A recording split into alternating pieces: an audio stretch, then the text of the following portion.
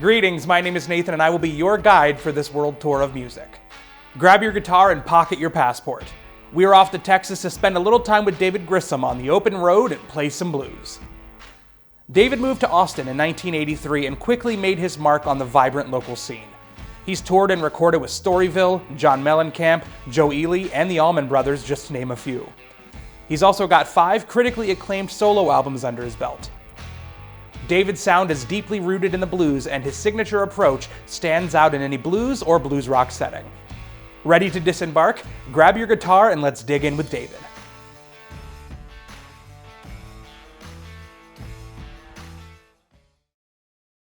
Okay, so let's break down that rhythm performance. On the first pass, I did very much just followed the bass part, but it really incorporates that Texas shuffle feel where you're muting on the upstrokes. Let me show you a little bit to kind of break that part down.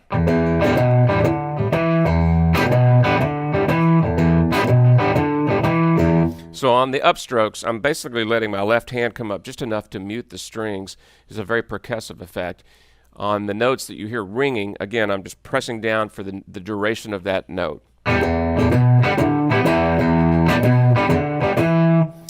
The same thing on the 4 chord. The key here is to be able to play the A, the root of the 4 chord, with your thumb.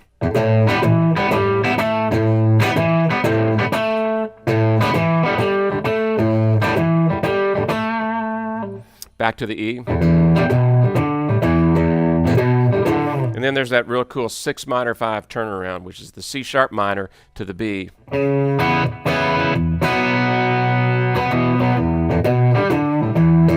And again, the voicings of that are really important for me, and I love the sound of open strings. So I'm playing, you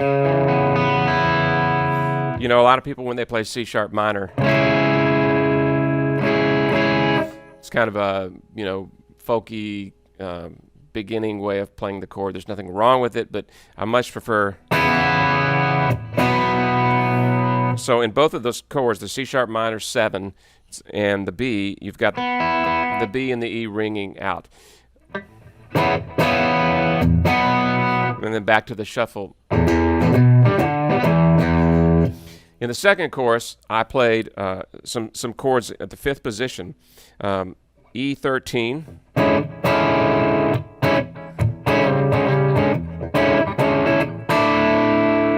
To a sus. Again, love those suspensions. So the voicing on that 13.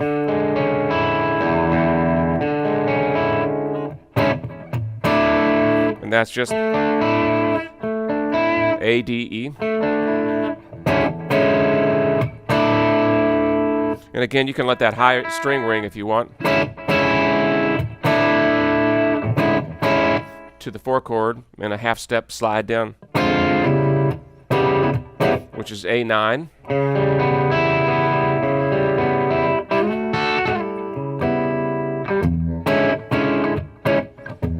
I've kept the E in the top the whole time, so I want to do that again. I want to do it, but I'm going to show you a slight variation. So this is the C sharp minor 7 voicing I played here, using some hybrid picking to sort of get the accents in. To a B7 sus. To the Pete Townsend E chord, just with 1 and 5 ringing throughout. On the 3rd chorus, I went up to the 12th fret and played this D9 chord on the top 4 strings, also utilizing the opening.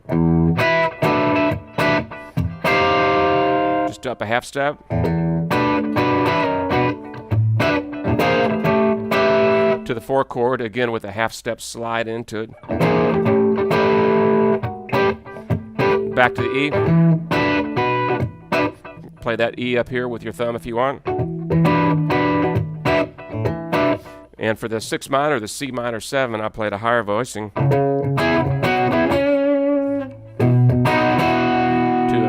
a B and a B sus.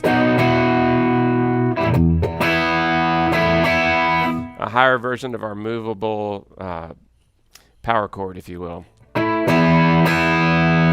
So 3 different approaches to play over this unique blues form with the 6 minor 5 turnaround.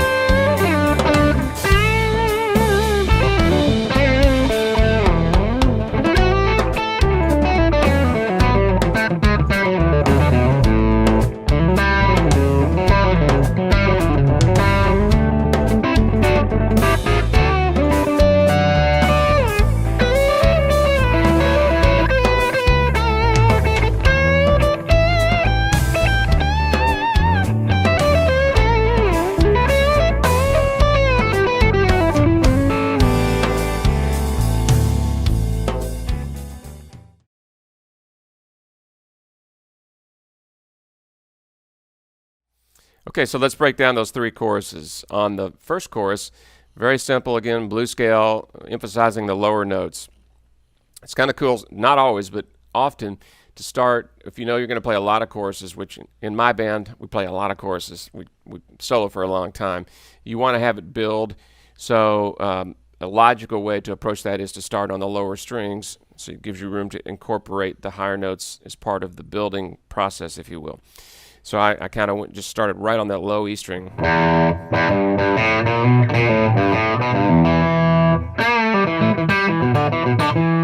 Again, straight blues scale, doing some popping with my middle finger.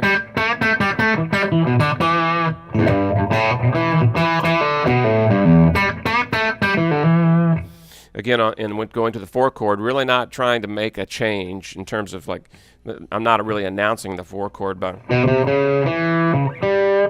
I'm just sticking with the straight blues scale for the most part in that first chorus. On the 5,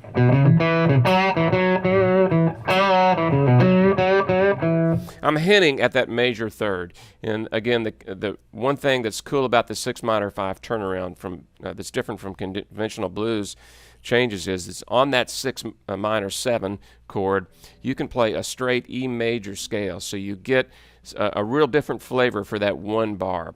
That.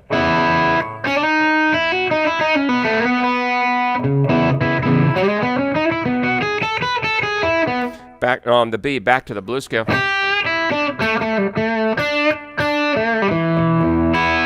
It's a really nice feature. So again, think about playing straight E major over the C minor 7. I didn't do that very much on the first chorus. I hinted at it. On the second chorus, I went up to the higher notes using the open E and B string.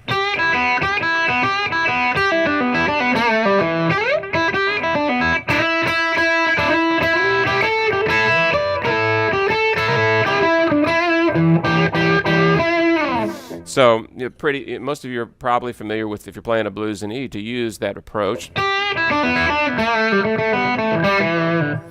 It's a tried and true approach. It works. But the open string thing you can expand upon. Instead of just staying down here, there are so many options in the key of E with the E and B string. But I chose that time to just play the melody on the second string and let the open E string ring. I also incorporated something I like to do a lot. Got to use hybrid picking to do this, where you play the root, this E, here on the fifth string with your first finger, and the minor third with your second finger, the G note, bending almost in to the G sharp.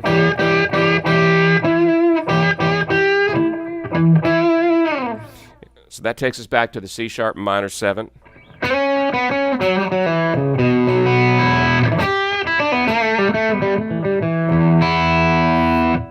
To the end of that chorus. On the third chorus, again trying to build, I went to the E on the 12th fret, and again went to more of a legato, jazzier phrasing, incorporating a lot of harmonics.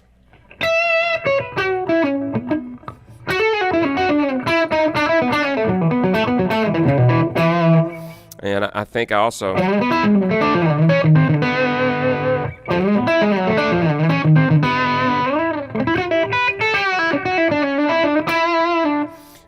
back to the E, a little bit of a pedal steel thing there. And on the 6 minor 7 chord,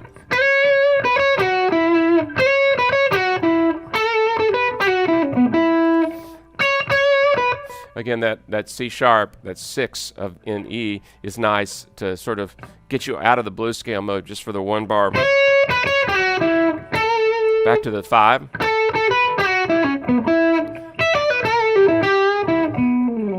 And then back to your 1. So 3 different approaches over a blues with a very cool turnaround.